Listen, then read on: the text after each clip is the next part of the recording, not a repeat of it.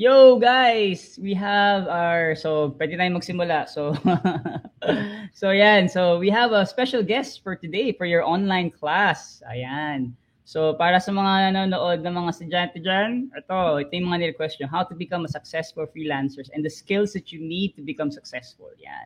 So si Miss Christine ang ating mentor for today, and actually nakilala natin siya kay Mommy MK. So since sa mga tumulong sa akin sa pag-prepare ng online live stream with Mommy MK ng FH Moms, ayan, si Miss Christina ni-recommend ni Mommy MK kasi birthday month ni Mommy MK ngayon. Kaya hindi siya pwede. Pahinga muna daw siya. So anyway, if you guys have any questions, like the usual stuff that we do for the past classes every week, you can just write the comments na lang. And then if Miss Christine has any questions as well, you can actually just ask them. Ayan. Good afternoon po daw, sabi nila Angelo. At saka nila Hi! Good afternoon. Ayan. So hindi ko na kayo si Miss Christine yung mag-handle sa inyo. Miss Christine, tatanggalin ko na lang yung sa baba, no? Yung online class na banner. Okay lang. Okay lang. Or sige. Gusto niyo pang i-maintain ko yan? Okay lang. Ayan. Hello, yes, ayan, may mga na. Good afternoon. I'm not sure kung naghang ba ako? Naghang ata si Gian. Ayun.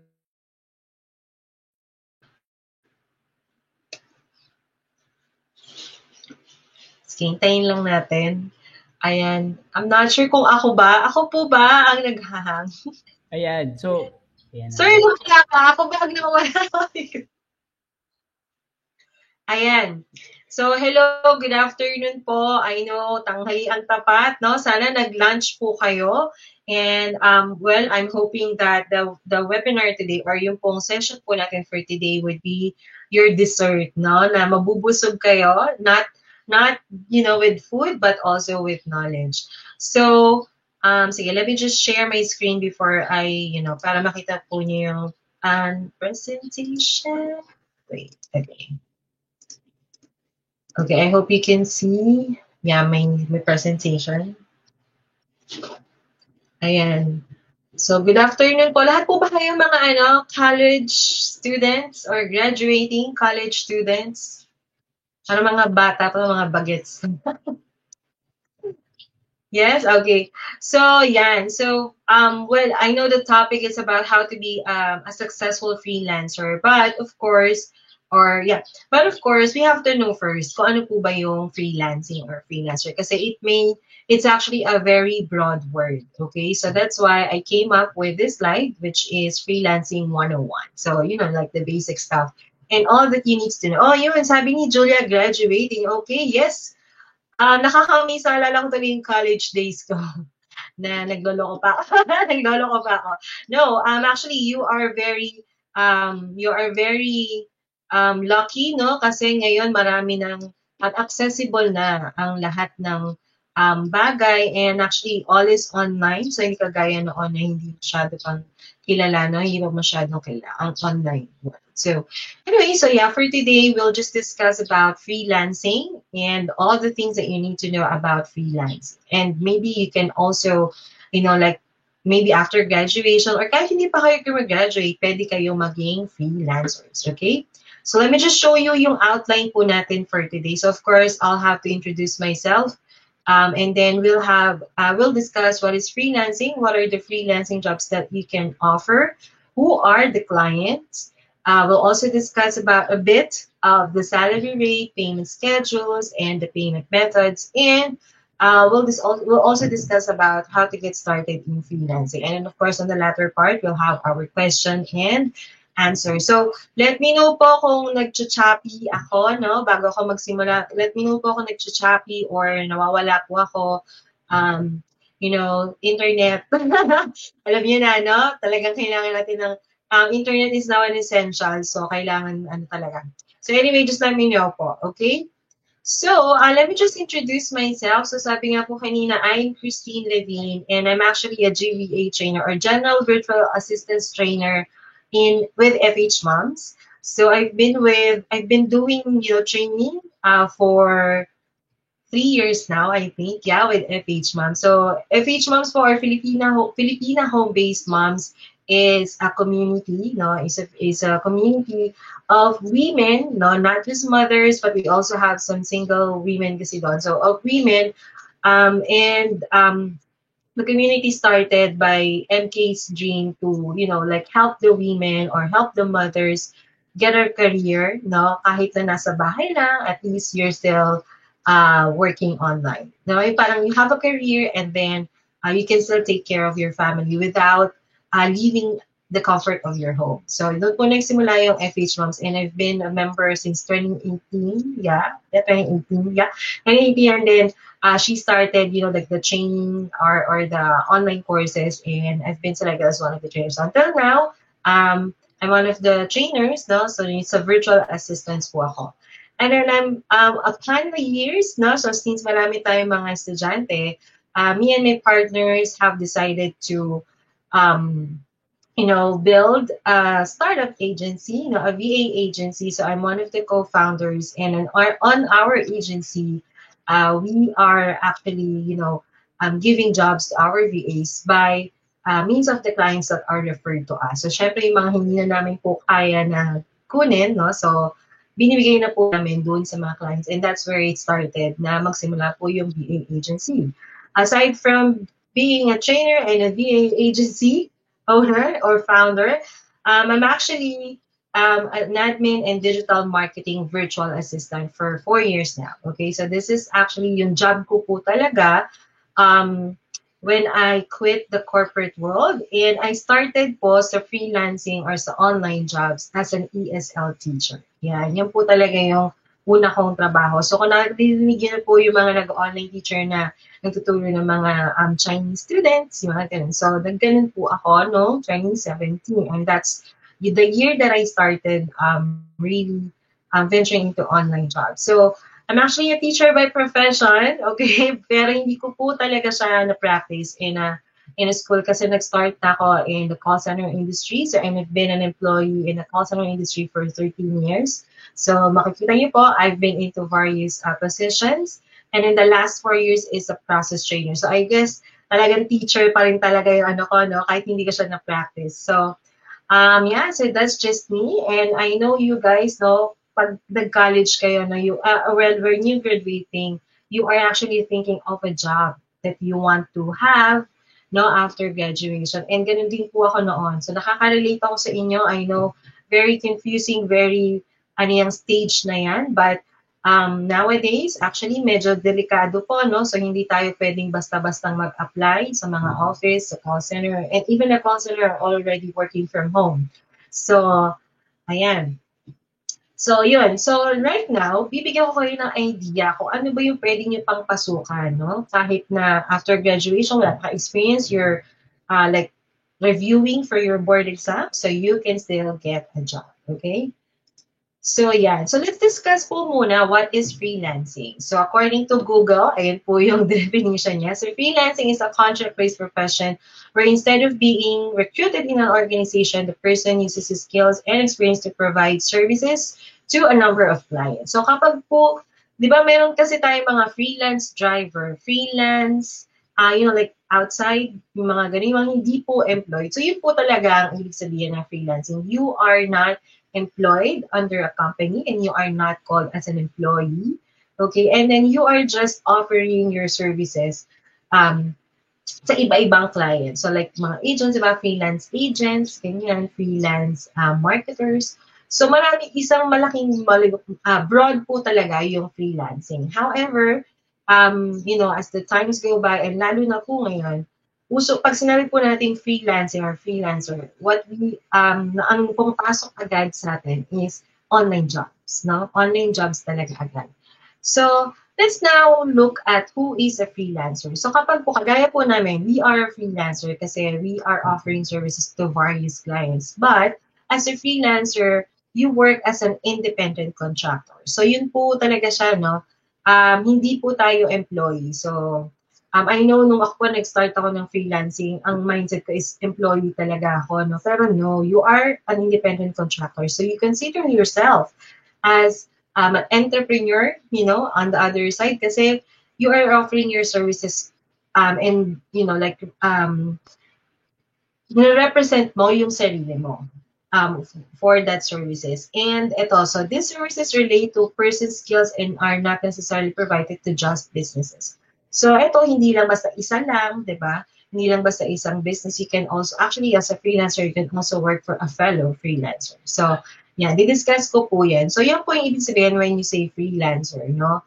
You are an independent contractor. And there are lots of benefits when you are a freelancer kasi una, di ba, you can work with multiple clients. So, di ba po pag employed tayo dito sa Pilipinas, hindi po talaga pwede na marami tayong clients, no? Marami tayong pinapasukang trabaho. But if you are a freelancer, then you can serve more clients and of course, more money, di ba?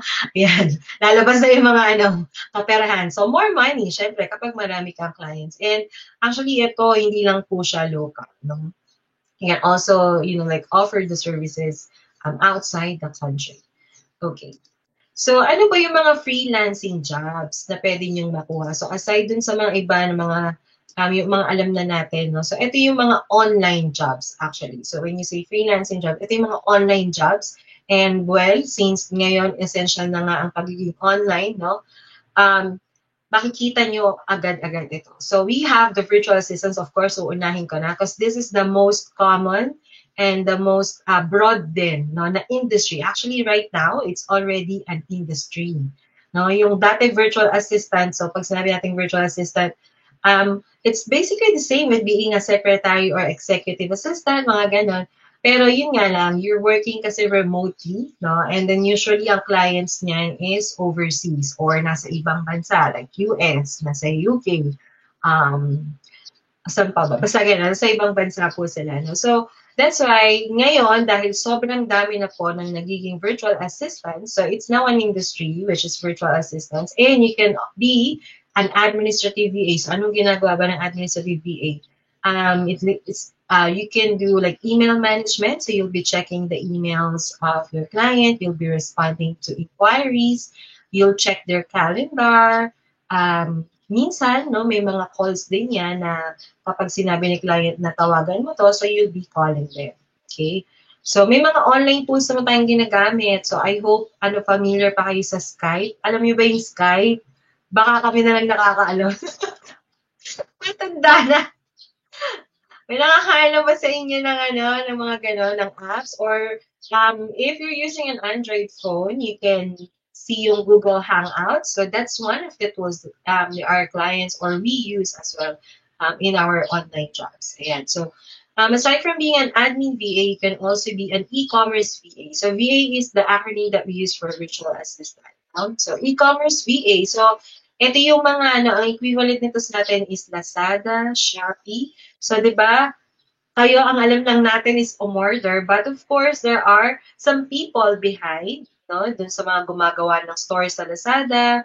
Meron ba din naman nag-online selling na? Ayan, I know, mga madiskarte na ngayon ng mga bata, mga nag-online selling na. Meron na ba? Yan, online selling. So, it actually refers to that. So, yung mga Lazada. So, overseas, yeah, you can offer your services as an e-commerce VA wherein you will be handling or assist the clients in managing their stores. So, pwedeng nasa Amazon, pwedeng nasa eBay, yeah, pwedeng nasa Shopify. So, yung mga online stores na nakikita niyo po, yun siya. Yun yung sa e-commerce. And then also, you can be a real estate VA or virtual assistant. So, iba po yung real estate natin dito sa real estate sa US or sa ibang bansa. So, syempre, magkakaiba po yan. Pero, and then, you as an independent contractor or as a freelancer, you can be a VA and help them with the tasks in real estate. So, pwede dyan na tumatawag ka, no? You're calling prospect clients, and then pwede rin na admin lang yung gagawin mo dito. So, you'll be, like data entry lang ng mga contacts na nakuha nila, and so on. So, marami pong trabaho under real estate, no?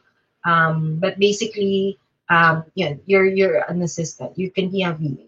And then ito na, yung pinaka gusto nating lahat dahil lahat tayo babad na babad sa social media. So kung kayo po ay mahilig sa Facebook, Instagram, and TikTok, ayan, pwede po kayo na maging social media manager VA, okay, or social media management VA. Kasi as a VA or as a virtual assistant who's handling social media management, you will just be, like posting sa Facebook pages ng inyong clients or sa Instagram, and then you'll be commenting. And nowadays, most of the businesses or the yung mga owners, no, yung mga entrepreneurs natin, they're using TikTok, yan, to do online, for their online business. So, nag-online marketing na sila. So, I'm pretty sure nakikita niyo yun, hindi lang yung puro sayaw, no? Yan, mga puro sayaw at saka puro mga pampagulay. But yeah, you will see some other businesses using TikTok. And so, if you are really, like, effort kayo mag-edit ng mga videos, and mga photos, you can use that as a social media management VA. Okay? Ayan. So, marami pa po. Hindi lang po virtual assistants. Meron din tayo na under digital marketing. So, ito yung social media marketer. This refers to, like the Facebook ads or sa Instagram ads din. So, para mas marami yung reach ng inyong client or mas malayo yung marating ng kanyang mga social media posts, then we use Facebook ads and Instagram, no, to market their product. So, alam naman natin, no, social media talaga is yun yung ginagamit, hindi na not just for connecting people, but also for online marketing. Okay? Yan, kung you have that skill in writing, you can be a content writer or a content manager. You will be writing articles, yan, no? So, ang tawag dati kasi essay writing, di ba, yung una-una. Ngayon, pas naging article writing.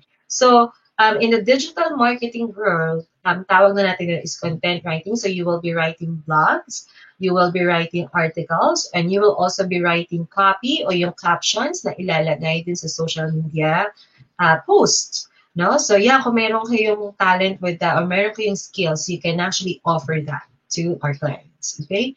And then, kung medyo techie tayo, may mga IT background, okay? May mga IT background dyan, you could be a website manager or a blog manager. So, this one is very simple. No? Hindi pa to web development, pero your client will be giving you access or will be giving you access to the website, okay? Para ikaw na yung mag-a-upload ng mga blogs. So, sabi ko kanina, di ba?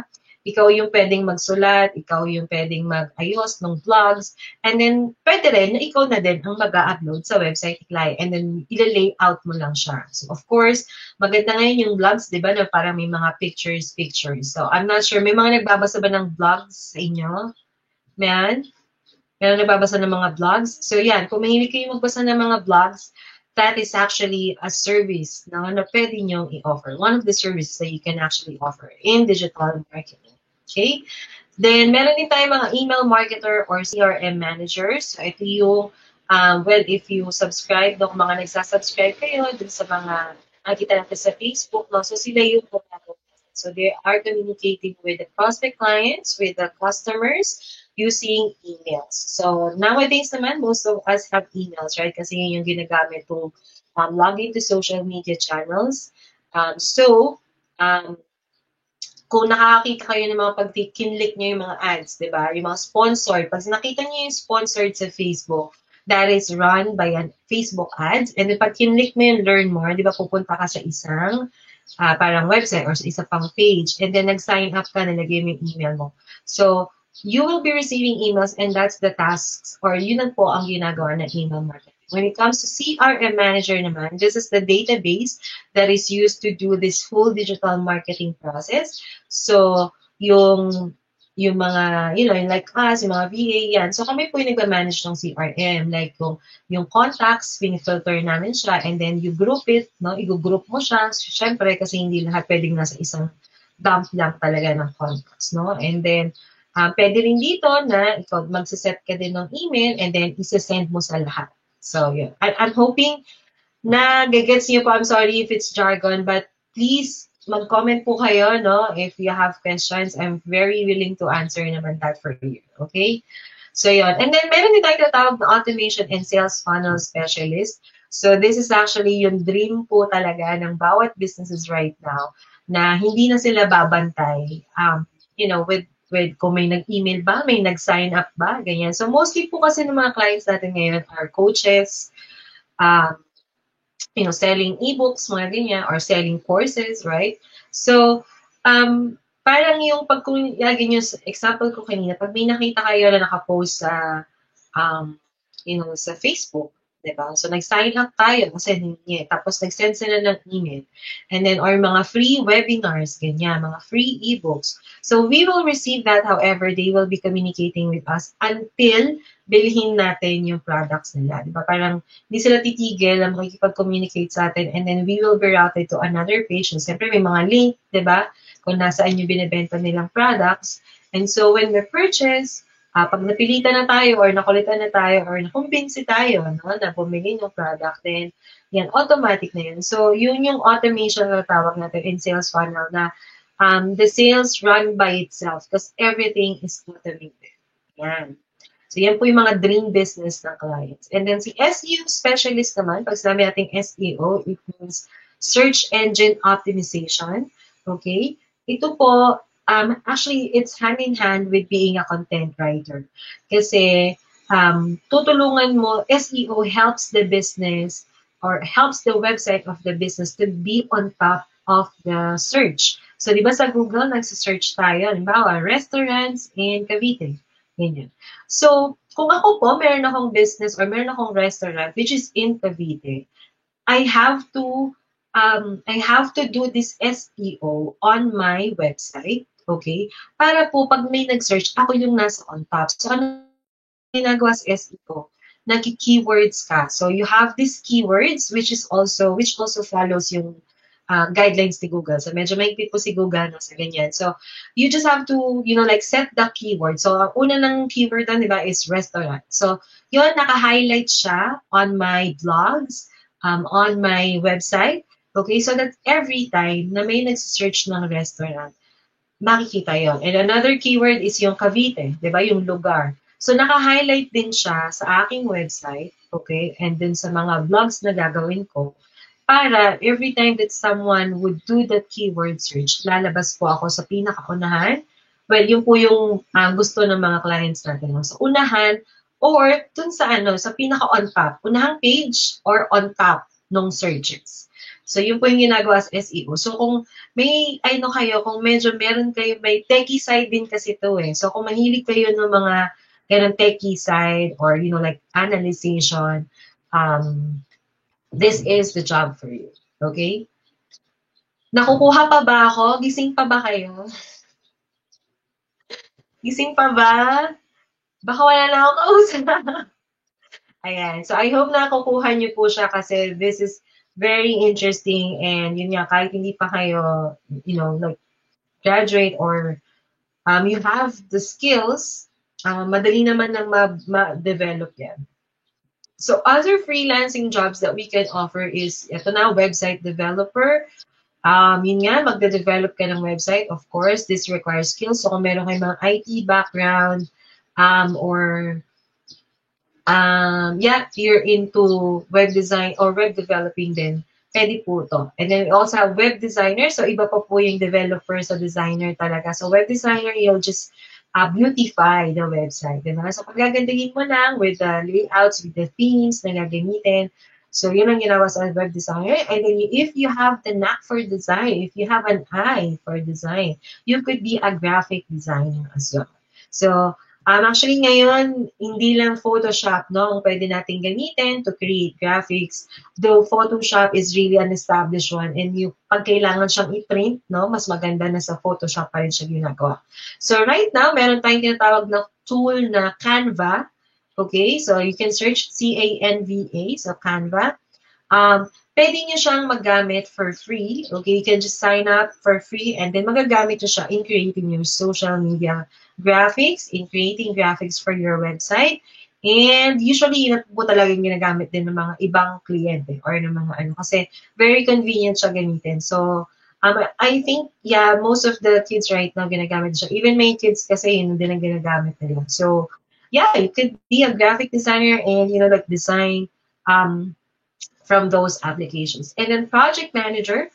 So, kung meron kang leadership skills, so project manager and online business manager or OBM, they are the ones who's actually leading the team or leading the project. So, for example, no, may mga ka-team kang kasama, so you could also offer this na ikaw yung mag-oversee sa mga kasama or sa project, and then you'll be organizing the events or kung ano man yung business ni client mo. So as an OBM naman, ikaw yung mag-oversee kung ano yung nangyayari na sa mga tasks, sa mga business, and with the other VAs. So parang operations manager siya. But this one, since the clients are, overseas and you're working remotely, then yun nga, it'll just be that online business manager. Okay, so this is like the online business manager and the project manager. Para ito na yung level up ng pagiging VA mo. Okay, kasi ikaw na yung mag-lead. So if you have this skill in leadership, ayan, so pwede mo itong gamitin. Or if you have the skill ng organization, organizational skills, and yeah, so yeah, you can be a project manager or an online business manager. Okay. So, sino ba mga clients natin? So, kanina I think na-mention ko na to. So, nowadays, no, hindi lang siya international. Kasi before when we started as a freelancer or ako na nag-start as a VA, ang nakuha ko pong clients talaga is overseas or the ones in the USA.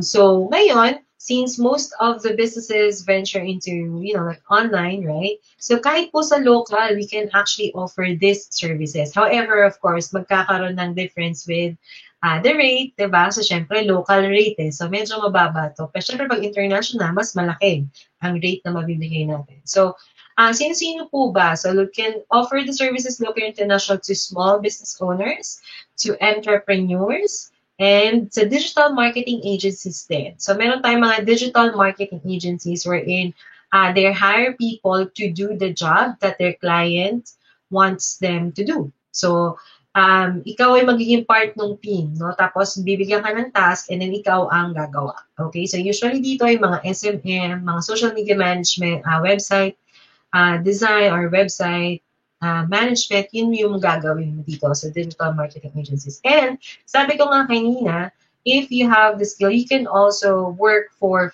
fellow freelancers. So, ganyan po kami, nag-outsource kami, no, kapag marami na kaming hindi na nagagawa. So, we outsource it to our fellow freelancers para matulungan kami. And halimbawa, meron kaming client na,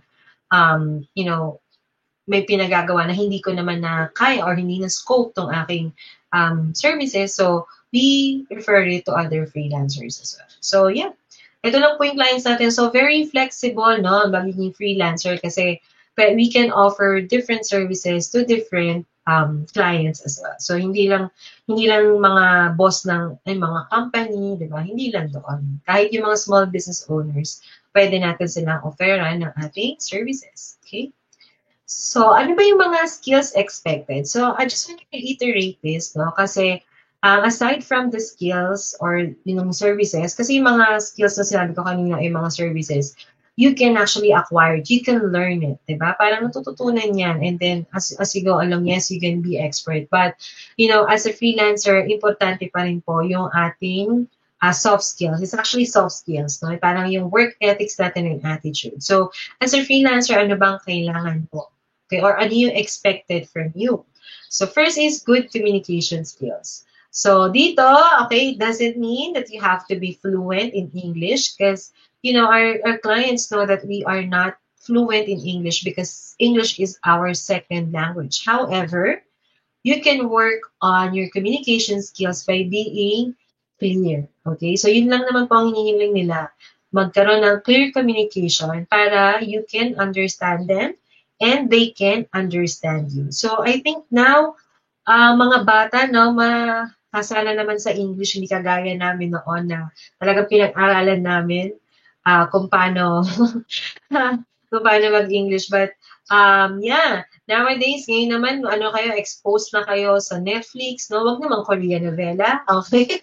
Manood din kayo ng English para you'll get to practice and you'll get used to the language of, of the foreigners. No? Wag din yung Spanish. Alam ko may yung Spanish na andyan. So, yeah, let's familiarize ourselves. Kasi kahit bata pa kayo, it will be very important when you know, get a job. So, during the interviews, di ba? Kailangan nyo na you have communication skills. Good communication skills. And hand in hand with having a good communication skills is active listening skills. Syempre, di ba?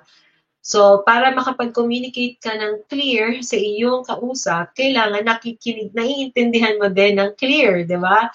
Kung ano yung sinasabi nila sa'yo. So, you have to not just listen, so active listening talaga, na hindi mo lang pinapakinggan, pero iniintindi mo din kung ano yung sinasabi sa'yo. Okay? And as a freelancer, you need to have good attention to detail. So, okay to kung ikaw ay OC, ay mga ok dyan. Meron ba tayo mga ok dito? Ayan. So, yan, it's actually very important kasi ikaw yung aasahan ng client to really see, okay? To really see ano ba yung nasa email, ano ba yung reply, ano ba yung nasa template, no? So, you need to have a good attention to detail and then you let them know, okay? Para bago agad or hindi siya masend ng mali, di ba? Okay. So, time management skills, ayan, very important and I'm not sure kung meron na ba sa inyo dito na marunong na mag-manage ng skill, ng time nila? Like, do you do time blocking? Mga ganyan. May mga schedule kayo kada trabaho. So, I know as a student, di ba, ganun din yun na pag marami kayong projects and then you have to finish it, then you have to manage your time. So, sa freelancing, ganun din po. Since marami kayong makukuhang projects and marami kayong tasks na gagawin, so you need to manage your time. Kasi syempre, sometimes gusto ni client matapos na to. So, yun po kasi yung pinakamalagang output get the job done. Yun po talaga. So, you have to manage your time. Okay? And nowadays, in freelancing, marami pong tools na magagamit to help us manage our time. As in, very easy. And then yun nga yung kanina yung project management skills. So yes, you need to have that leadership and organizational skills to manage all the projects and tasks na bibigay sa iyo ng iyong clients. Good research ability, ito. So very important because sometimes the clients are not always there to answer our questions. So kagaya ko po, no, yung client ko, pinababayaan niya na ako. So pag may tanong po, parang matagal siya bago sumagot. So, I need to know. I need to know agad, diba? If it's urgent, I need to know kung ano. So, you need to have good research ability. So, gawin nyo na pong best friend si Google at si YouTube. Ayan. Alam ko naman. Alam ko naman na talagang ano niya yan si YouTube. So, let's really dig deeper in researching. You know, parang talagang i-web crawl nyo talaga. So, yeah. And of course, as a freelancer, you need to have a proactive and assertive attitude. So this is what clients really like. No, hindi naman sa pagiging atrimitida to, pero atrimitidang nasa lugar. No? So for example, meron kang nakitang mali dun sa design or dun sa email. So as they're, like working for them, you need to inform them agad-agad. No? Parang, uy, may mali, gusto mo bang baguhin ko to? So clients really appreciate that na hindi lang tayo basta yes or no. So in our culture kasi, di ba, tayo ay yes, opo sir, opo ma'am. No. When you are a freelancer, especially if you're working for foreign clients, they don't want like a VA or a freelancer or someone working for them who's just saying yes and no and yes and yes. So, ayaw nila ng ganon. Gusto nila you're giving suggestions. Kasi ikaw naman yung nagtatrabaho dun, di ba? Parang, tapos nakita mo hindi siya effective. So, ganun na lang. So, there are still some clients na parang gusto nila sila yung approval. Pero, you can still suggest. Okay? You can still suggest, you can verify, clarify, and they really like that. No? Kasi it also gives them an idea. Hindi naman lahat ng idea manggagaling din sa kanila, lalo na kung ikaw ang nagtatrabaho. So, if there is something wrong, you need to be proactive and assertive, no, na hindi ka naman parang atribida lalabas, no? So, pinagtatanungin mo lang sila na, I saw something here, parang, ano ba, Babaguhin ko ba to? Gusto mo ba gawin kong ganito? So they would really appreciate it. So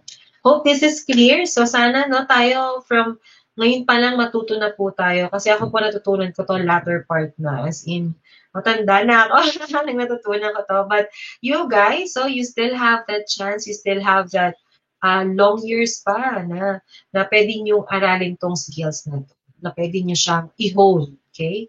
So, yeah. And then ito na, syempre, ito na yung pinaka-favorite naming lahat. Ako lang ba may favorite? Ayan. So, pinaka-favorite namin lahat. So, syempre, as a freelancer, paano ka ba kumikita? So, di ba, syempre, kaya ka nga interesado maging freelancer because you want to know how you'll earn, magkano ba ang sasahodin ko as a freelancer. So, here it is. So, meron tayong mga newbie rate na tinatawag. So, it could start from, so I'm sorry, dollars na po talaga yung pinapakita ko, no? Kasi, well, mas maganda pong, as a freelancer, mas magandang i-aim natin na foreign client na yung kukunin natin. Baka kasi they would pay more. And they pay by the hour. Okay? So, meron naman ding monthly, like what you see on the screen. So, newbie rate is like $3 to $6 per hour. Or, kung monthly rate naman, pwede kang kumita ng $400 to $600 monthly. So, that's basically 20 to 30,000, no? Mga ganyan. Monthly. So, not bad, no? So, sa amin, not bad na yon kasi nasa bahay ka naman, hindi ka naman lumalabas, hindi ka naman nagbibiyahe. Ang magiging ano mo lang talaga is yung laptop and yung internet connection. So that's all the investment that you're gonna have. And then kapag medyo may experience ka na, okay, alam mo na yung ibang tools, alam mo na kung ano yung gagawin. And so you can offer the service or you can offer your services from $7 to $15 per hour. So, yan, kung may calcio kayo dyan, computin nyo na. It's actually big, no? Malaki yan. $7 to $15 per hour, or you can also earn $800 to $1,000 monthly. So, that's roughly $40,000 to $50,000 monthly. And then, pwede nyo na computin kung magkano yung $15 per hour na yan. So, yun. Yan. Malaki na po siya. Actually, nung ako din nagtrabaho ko sa corporate, no? So, nagtuos ako bago talaga ako. Nag-compute muna ako. Kinumpute ko yung sahod ko per day din sa corporate. And then, kinumpute ko yung sahod ko dito sa online, no? Yung in-offer sa akin. So, nag-compute ako. The whole rate of within the day sa corporate world is actually just 2 hours working for a certain client. So parang sabi ko, dito na ako 2 hours lang and I still have more hours, di ba, to get some other clients. Di ba? So, kaya po ako nag-quit sa corporate world kasi, freelancers has more money, okay? Freelancing has more money, pero syempre, you need to, of course, offer the correct service or the right services to the clients. And you need to get the right clients din. No? So, hindi naman siya mabilis din makuha agad. So, but there is money. So, hindi mo na rin kailangan mag-abroad kasi kumikita ka naman na ng dollars. Diba? So, yan. Ganyan kami feeling namin na nakaka-receive kami ng dollars. Parang, wow. So, dito lang tayo sa Pilipinas. So, hindi tayo nag-abroad. So, yun. Diba? Saya ba? Nakita niyo yung salary rate, masaya pa. Parang walang masaya sa salary rate. Ayan. So, meron tayong payment schedule. So, baka nagtatanong kayo paano babayaran. So, I know you're college graduates, but yeah, this is how it is. So, sa freelancing. So, meron mga nagbabayad ng weekly. Ito yung favorite namin to na after a week of working, after a week of working, diba, may sahod na kami. Yay! Tapos, meron din tayong bi-monthly, yung usual na nakikita po ninyo na 15, 30, and then meron din tayo ng monthly. So, may mga clients na offer. So, sabi ni sir, pwede ba mag-apply sa inyo? Pwede naman. Sige, mag-submit po kayo ng resume ninyo. Okay? So, meron tayong modes of payment. So, since they are overseas, we are using a third-party platform, no, para ma-receive yung mga pera. So, since it's in dollars, so we use different, So, meron naman dito direct to bank account. So, meron tayong PayPal, okay, I think you've heard of this. So, PayPal, Payoneer, TransferWise, and yung Zoom. So, Zoom is like a remittance na ito, diretso na po ito sa bank account papasok. It's actually a partner ng PayPal, no? So, yan, diretso na po yan na papasok sa bank account. But usually, most clients use these three platforms to send their payment, okay? So, yan. So how do you get started in freelancing? So I think meron akong na-miss na lesson na hindi ko nabanggit sa inyo. Ay, ayusin na resume ko. Oh, ayusin nyo na. So, how do you get started in freelancing? So, first is you build your online profile. So, saan nyo po ba gagawin yung inyong online profile? And this one is very important. So, yung online profile po ninyo would serve as your resume, your online resume. And dun din nyo po kasi makikita yung mga freelancing jobs. So, saan ba yung mga online profile to? Saan nyo siya pwedeng gawin? So, I think you've heard of Upwork.com. Okay, Upwork.com. You can also do your profile in onlinejobs.ph as well as LinkedIn. So yan, yung LinkedIn po, it's like a professional Facebook. So feel free to create your accounts on those freelancing platform. Meron pa po yung Fiverr. So if you're into graphic designing, pwede kayo doon mag-offer ng mga graphic designing services. Yun to po talaga pang freelancer po talaga siya. Kasi si Upwork and si onlinejobs.ph medyo nagmi-mix na siya ng freelancing and para mga full-time jobs. Pero online din naman. No? Online din naman. However, yun nga, medyo pag full-time ka na, nagtatag kasi siya dun sa profile mo na naka-full-time ka na. So, parang medyo nakaka-hesitate na kumuha pa ng ibang client. So, yung Fiverr, yeah, you can offer your services there. Meron din dun na mga, meron din dun na mga, para mga architect, no, na they're offering their, AutoCAD services, blueprint, creating of blueprints, ganyan. So, Fiverr. Another one is freelancing.com. So, pwede nyo po i-check yun yung mga freelancing platforms. Actually, madami pa po. No? Meron pa ng Indeed. Ayan, meron din po doon mga clients. So, you can search Indeed.com, Upwork.com, onlinejobs.ph, LinkedIn, ayan, LinkedIn. So, yan, gawa na po kayo ng profile. So, ano po ba nalagay natin sa profile? So, syempre, you have to assess your skills. Ano bang skills ang meron ako at the moment, diba? So, let's say you have skill in graphic design, then put it there. Okay, lagay nyo, marunong naman mag-graphic design. You have a background in IT, nag-IT ka. So, lagay mo, nag-IT ka. Ano ba yung mga alam mo sa IT? Lagay mo yung mga HTML, CSS, at kung ano-ano pa. Hindi ka alam yung iba, okay? Ano pa ba? Let's say, ngayon naman, yung mga courses naman, malulupit mo, hindi kagaya ng course namin dati, nung mga pipit lang. Small na lang. Ngayon, kayang-kaya niyo po yan. So, assess your skills, no? Lagyan niyo just dun sa online profile niyo. Okay? Para makita ng mga clients. Okay?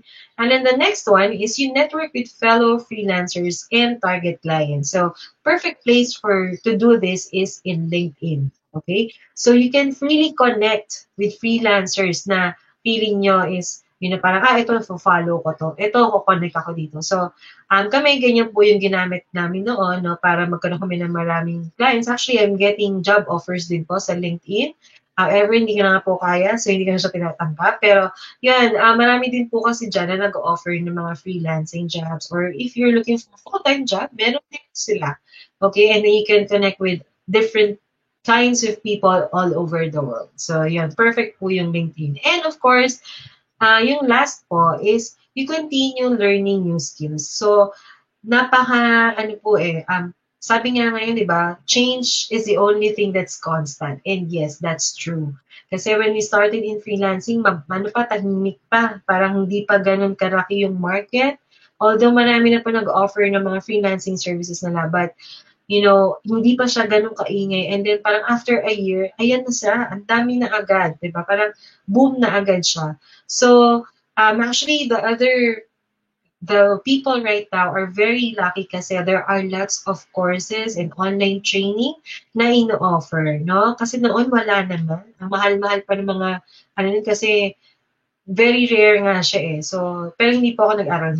Aral lang konti about website because I really want to know about, developing a website. Pero, mahirap pala siya. Pero now, nung nakita ko na, parang gito lang pala siya kadali. So, you can also, check on,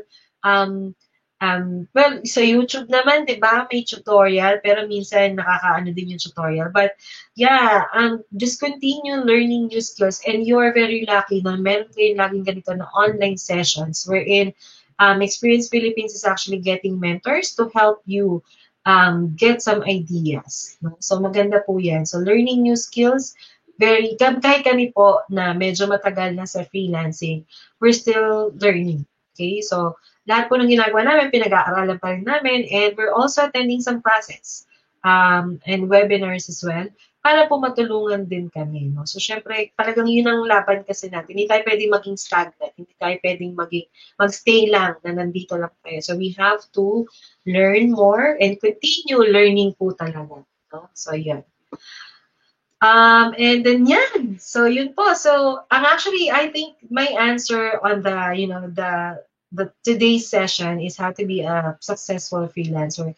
For me, is really to have that mindset ng entrepreneurship, no? Not just being an employee, but entrepreneurship meaning you you assess your skills, you assess the services that you offer. If you're not that confident, then you learn that skill. No? Pag-aaralin mo talaga siya, talagang, ma-mindset mo sa sarili mo, gusto ko talaga na maging ganito, ayoko matali sa Kasi po ako nun, sabi ko na ayoko na mag-calls. Ayoko na mag-call center. Ayoko na gusto ko sa bahay na lang. So, that's my mindset eh. And then, you have to know your big why.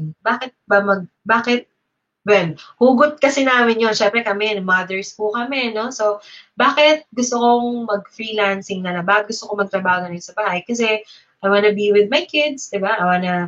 Gusto ko na silang i-guide. Pero kayo mga bata pa po kayo. So, kung pipiliin nyo mag-freelancing, bakit? Diba? Yun ang i-assess niyo sa sarili nyo. Always think of your big why. Okay? And I think nowadays talagang mas maganda na mag-online na lang kaysa magtrabaho sa labas.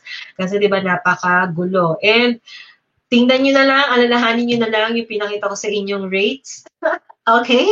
Yung mga sasahod, pwede nyo sahurin as a freelancer at pwede nyo kitain. And of course, since bata pa kayo, pwede pa kayo mag-ipon. You can still, like buy your own house, buy your car, diba? So, yun. So, yun, as a freelancer or to be successful, you really have to have that mindset. You need to continue learning and you need to know your big why. Okay? So, yun lang. So, any questions?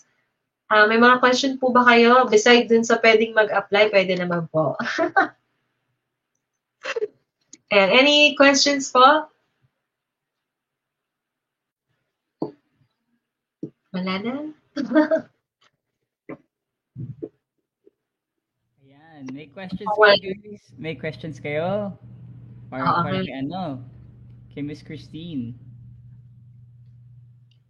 Sino yung mga tanong? Libreng magtanong. Libreng magtanong, guys. Libre pa. Pag bukas may bayad na. May bayad na yan bukas. Sige. Oo. Ayan, siguro nangyaya sila. But,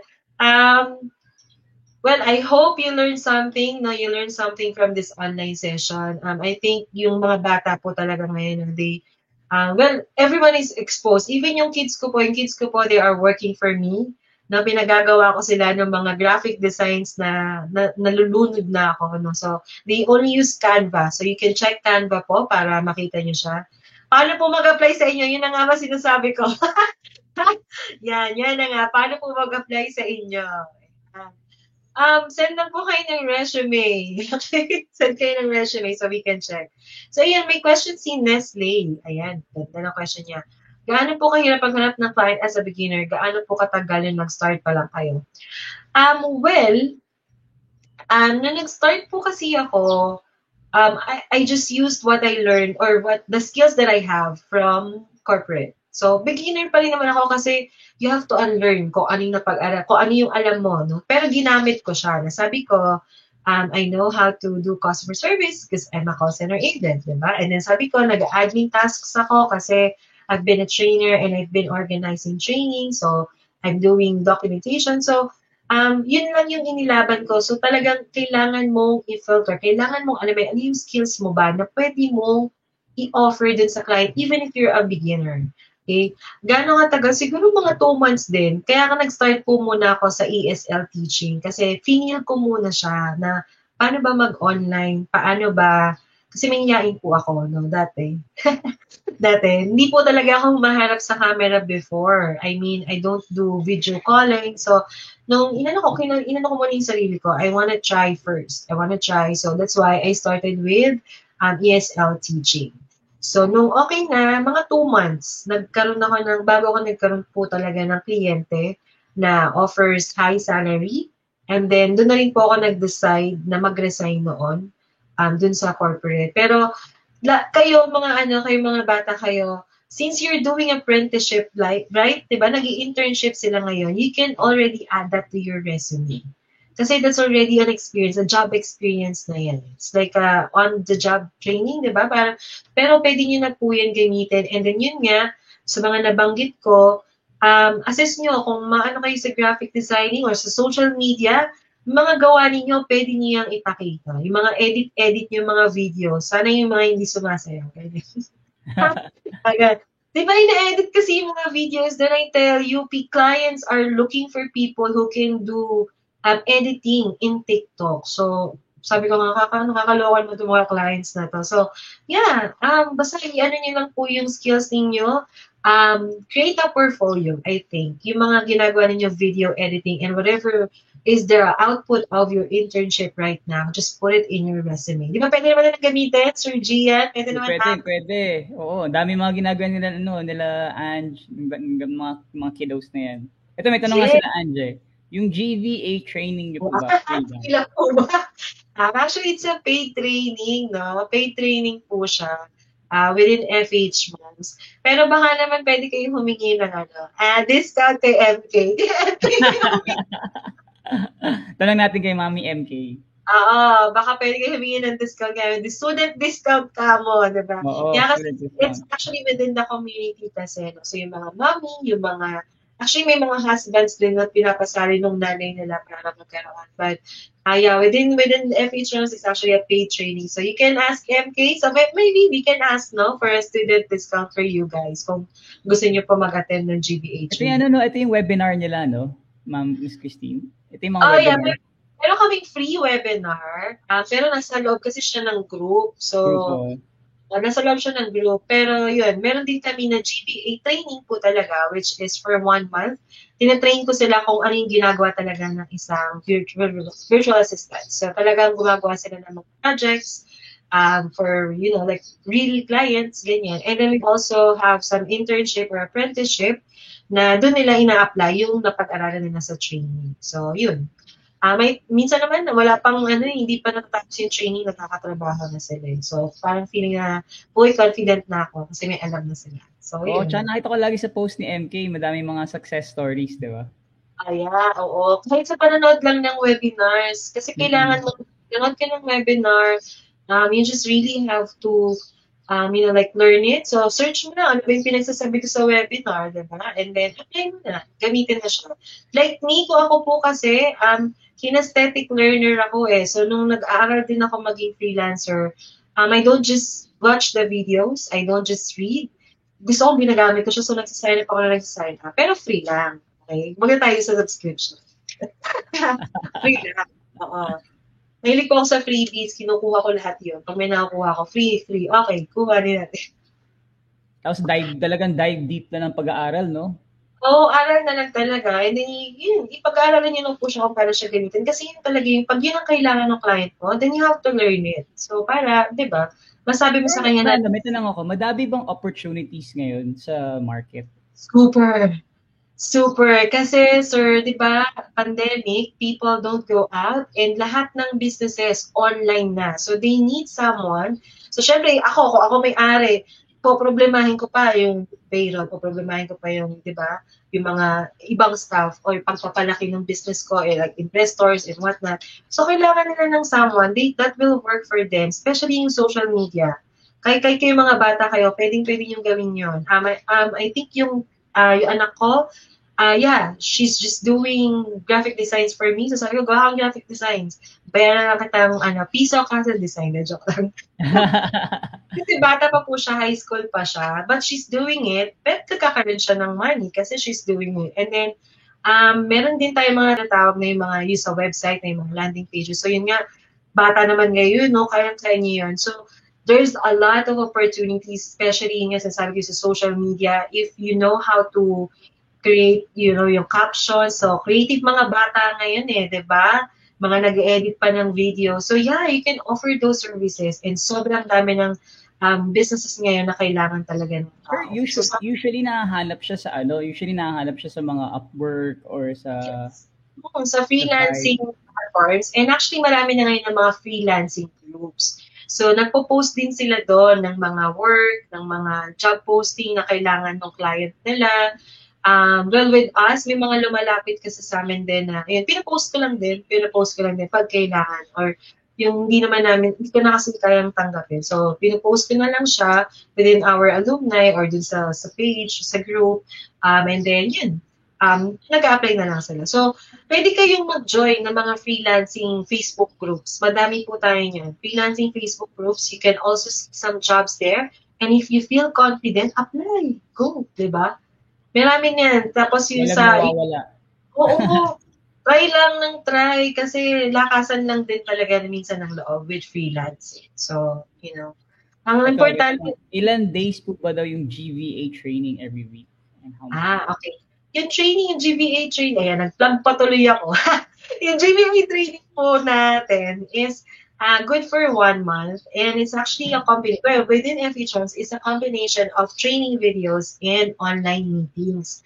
So we have meetings like twice a week wherein dinidiscuss ko sa kanila kung ano yung questions nila with the training video. So usually it's self-paced. You have to watch the videos and then we will meet. No? Meron tayong online meeting and then i-discuss ko kung may questions kayo and then i-discuss ko rin kung paano nyo gagawin yung activity. So it's good for 1 month.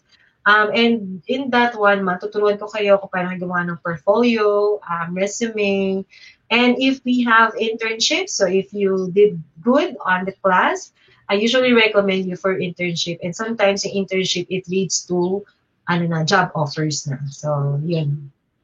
How much?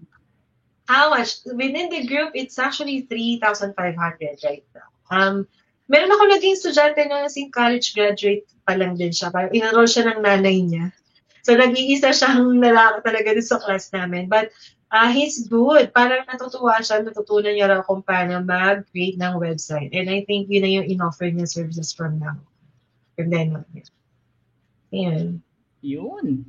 Sino pa may tanong, guys? Tanong niya na. Habang nandiyan si Miss Christine. Habang di tayo magbabayad ng 3,000. Hindi, sige, baka naman, di ba? Malay nyo, magbigay naman si Madam MK. Mukhang mabait naman. Mukhang papayag naman yata si We can talk to her na. Sabi ko. So, guys, any more questions bago tayo magtapos para kay Miss Christine? Last question na lang. Last question. Sino may last question dyan? Ay, ano pala yung email? Ano ba yung email pala? Para masend niya kanilang resume. Okay, send it to christine@fhmoms.com. Ayan. Christine, sulat natin para maano nyo. Para makita nyo na lang. Padala ko na lang sa chat group natin, guys. So, general. Sige, sulat ko din dito. Then you can just send it to them. Actually, we have a client right now, pero yun nga kasi kailangan, sana may experience na. But they're offering apprenticeship naman. So, let's see. So, sige, send nyo lang po sa akin yung resume niya. Maybe we can, talk to MK about giving you guys like a special class if you're interested, and maybe with a student discount then. Boom. Perfect. Ako, maraming salamat. Super thank you, Miss Christine, for spending time with the kids today, with the students today. Alam ko busy ka din. Thank you for spending an hour. I think madami kami natutunan. Ako rin madami akong natutunan. Yeah, thank you din for the opportunity. It's actually my first time to talk sa mga estudyante kasi usually mga momshies sa mga kausap. She's already mga related na. So thank you so much and I hope you learned something on this online session and take advantage of the technology, take advantage of the internet and whatever like online thing that we have right now kasi yan po talaga ang pera ngayon, okay? Nandyan ang pera. So take advantage, okay? Oo nga. So yun lang. Exciting nga to, no? Sige. Ayan, maraming salamat guys. So thank you guys. So thank you kids for joining. Thanks sa mga questions sa inyo. Thank you Miss Christine for spending time again with us. Sana madami kayo ito. So guys, if you want, you can review the video again. Since you're actually naman nasa YouTube naman siya. So panoodin natin ulit kung if you have any more questions. And then nilagay ko na rin sa chat natin yung email ni Miss Christine kung gusto niyo mag-apply, mag-send ng resume sa kanya for your and ay access kayo. Hoy, galingan nyo ha. Baka We're actually accepting apprentice pa din. So if you want, bago kayo ma-deploy talaga with the client, so pwede naman. At least ma-experience nyo yung totoong trabaho talaga. Ayan. Sige. O yun, marami daw salamat. So thank you guys. Yeah, I hope it was very useful for you all. Yes, yun, thank you. See you. Thank you. Bye-bye.